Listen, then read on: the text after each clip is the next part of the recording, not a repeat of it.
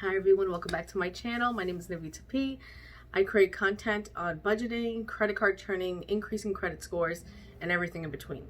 If you like what I talk about, hit that subscribe button right now and join me on this journey. Let's get started on this video.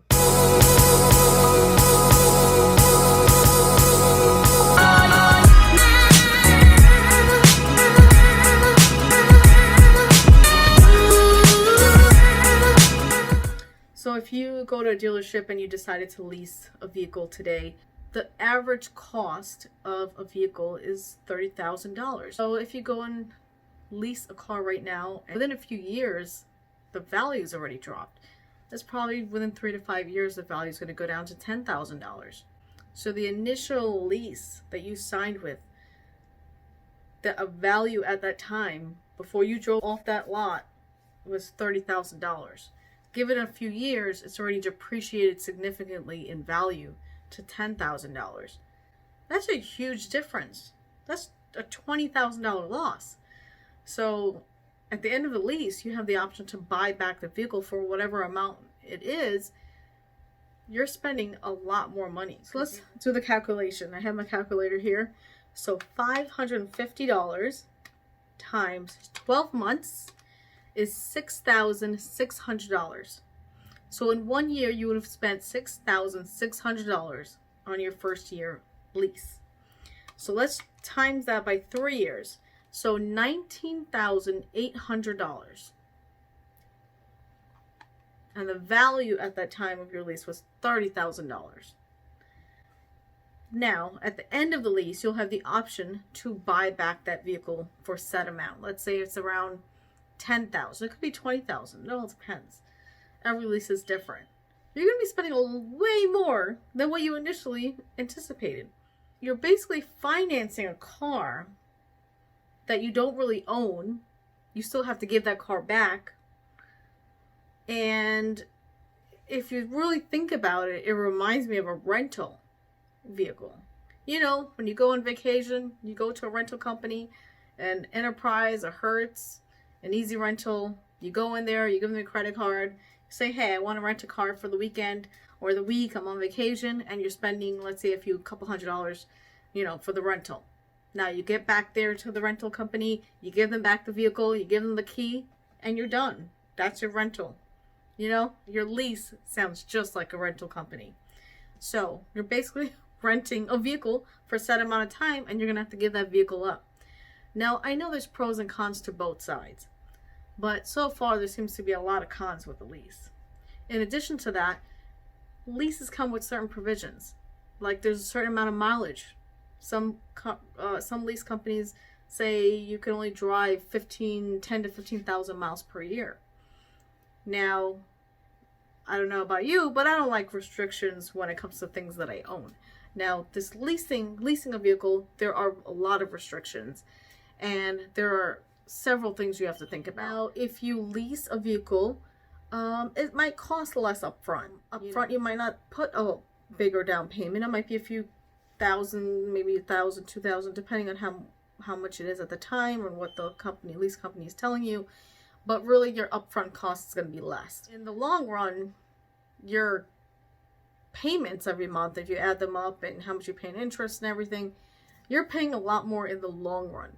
Now, with purchasing a car up front, you're going to pay more up front and maybe less down the road, depending on the vehicle that you buy. Which would you prefer? Pay more up front now and get a vehicle and know that you own it? That's a really good pro. I mean, if you think about it, the lease, you don't own that vehicle right now. You're going to have to give it up. If you purchase the car outright, you own that vehicle. That's yours. You don't have to worry about giving it back to the company. That's your car to keep.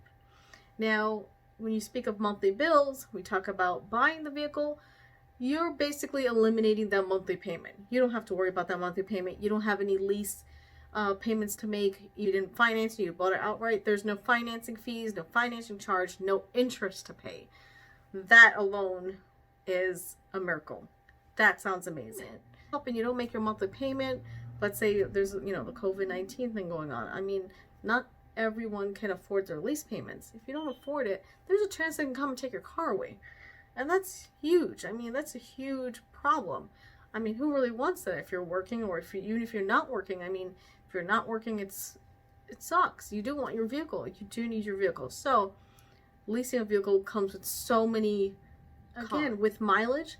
When you already purchase your car outright, you really don't have to worry about the mileage. I mean, yes, you don't want to overdo it and drive all cross country every single weekend. I mean, but you really don't have to worry about how many mileage you put on your vehicle. I mean, it is what it is.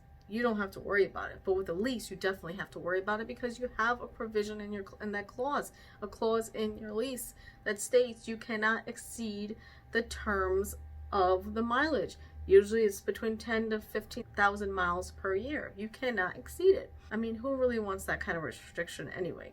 Now, what about repairs? You might say, well, with an older vehicle, and if I purchase that outright, you're going to be spending a lot more money with repairs and maintenance and all these things.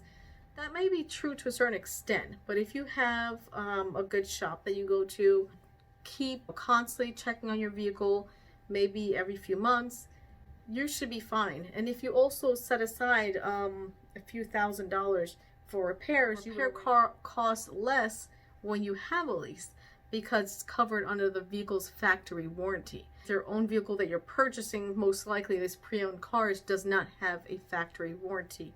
That might not even be a big issue for you. Now, going through all of this and seeing which one is better than the other, you know, me personally, and if anyone who follows Dave Ramsey or anyone else who listens to other financial gurus out there, leasing a car, there's just so many more cons with leasing a car and things that you have to think about and weighing your options. Who wants to have the monthly payment every month? It's such a burden. If you're paying your rent or you're paying a mortgage, that alone is a big expense. That's your biggest expense on a monthly basis, and you have enough to think about when it comes to that. The best thing, and my advice for you, is to save a certain amount of money. I'm assuming with a pre-owned car, it's usually typically $10,000 or less. If you're looking for a cheaper vehicle, even better. And there are plenty of options out there. Honestly, save your money, buy a pre-owned vehicle, and forget the lease. Don't even think about it. If you see these offers, don't go for it. Don't go into these, oh, I'm just going to check it out. I'm just going to look at what the lease options are. Hey, maybe they're having a big sale. No, don't even do it. It's just going to ruin your life. It's going to be a burden to you. It's not worth taking a chance. It's better to purchase your vehicle outright. Don't consider taking a lease. It's just not worth it. That's my opinion. It's not worth the headache. Thank you so much for watching this video. Give me a like and let YouTube know to promote my videos. Thank you so much for watching.